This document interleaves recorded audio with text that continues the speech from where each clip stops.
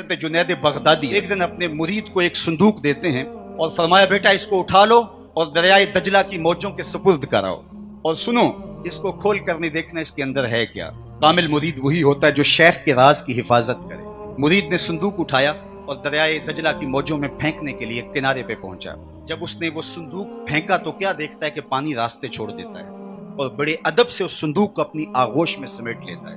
مرید نے واپس آ کر حضرت سے کہا حضرت اگر یہ منظر میری آنکھیں نہ دیکھتی تو میں کبھی بھی یہ سوال نہ کرتا کہ اس صندوق میں کیا ہے، لیکن چونکہ میری آنکھیں ایک ایسا منظر دیکھ چکی ہیں کہ جب تک آپ راز سے پردہ نہیں اٹھائیں گے میری تشویش ختم نہیں ہو۔ اس صندوق میں تھا کیا جس کے لیے پانی نے بھی راہیں دے دی، اور اگر وہ کوئی اتنی ہی بابرکت شے تھی تو آپ نے پھینکوا کیوں دی؟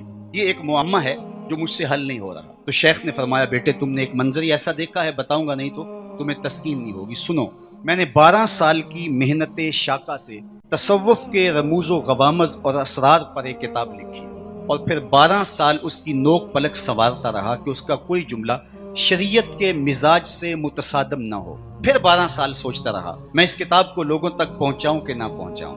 آج 36 سال کا عرصہ بیت گیا، میں نے سوچا ہے قرآن کے ہوتے ہوئے لوگوں کو جنید کی کسی کتاب کی ضرورت نہیں ہے۔ یہ وہ میری 36 سال کی کمائی ہے جو تم دریا برد کر آئے۔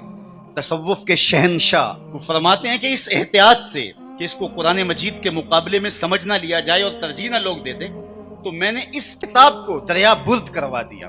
آج ہر شخص جو ٹیڑھی میڑھی لکیریں کھینچ لے اور وہ بھی سمجھتا ہے کہ میری باتیں حرف آخر ہیں اور اس سے تشدد اور فرقہ بندی کو فروغ ملتا ہے، تو قرآن مجید کے ساتھ جب امت جڑتی ہے تو پھر حقیقی معنی میں امت بنتی ہے۔ اس لیے جن لوگوں نے کام کیا قرآن مجید پر، انہوں نے اسلام کی وہ شکل پیش کی جو رسول اللہ لے کر کے آئے تھے۔